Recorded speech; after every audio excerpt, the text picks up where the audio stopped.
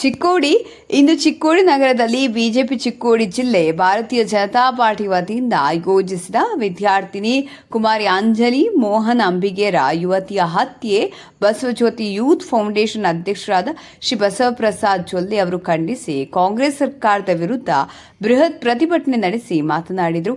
ಅಂಜಲಿ ಅಂಬಿಗೇರ ಯುವತಿಯ ಹತ್ಯೆ ಅತ್ಯಂತ ಖಂಡನೀಯವಾಗಿದೆ. ರಾಜ್ಯದಲ್ಲಿ ಕಾನೂನನ್ನು ಕೈಗೆತ್ತಿಕೊಂಡು ಕೊಲೆಯಾದರೂ ರಾಜ್ಯ ಸರ್ಕಾರ ಮೌನ ವಹಿಸಿರುವುದು ಖಂಡಿಸುತ್ತೇನೆ.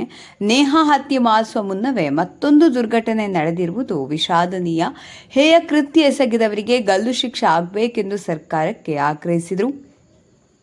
ಈ ಸಂದರ್ಭದಲ್ಲಿ ಜಿಲ್ಲಾಧ್ಯಕ್ಷರಾದ ಶ್ರೀ ಸತೀಶ್ ಅಪ್ಪಾಜಿಗೌಡ, ಉಪಾಧ್ಯಕ್ಷರಾದ ಶ್ರೀ ನಿಂಗಪ್ಪ ಕೋಕಲೆ, ಪ್ರಧಾನ ಕಾರ್ಯದರ್ಶಿಗಳಾದ ಶ್ರೀ ಶಿವಾನಂದ್ ನವನಾಳೆ, ಜಿಲ್ಲಾ ಮಹಿಳಾ ಮೋರ್ಚಾ ಅಧ್ಯಕ್ಷರಾದ ಸೌ ಶಾಂಭವಿ ಅಶ್ವಥಪುರ, ಮಂಡಳ ಅಧ್ಯಕ್ಷರಾದ ಶ್ರೀ ಪವನ್ ಮಹಾಜನ್, ಶ್ರೀ ವಿಶ್ವನಾಥ್ ಕಮತೆ, ಶ್ರೀ ಸಂಜಯ್ ಪಾಟೀಲ್, ಶ್ರೀ ಅಪ್ಪಸಾಹೇಬ ಚೌಗಲೆ, ಮಹಿಳಾ ಮೋರ್ಚಾ ಎಲ್ಲ ಮಂಡಳ ಅಧ್ಯಕ್ಷರು, ಸದಸ್ಯರು, ಪಕ್ಷದ ಕಾರ್ಯಕರ್ತರು ಉಪಸ್ಥಿತರಿದ್ದರು.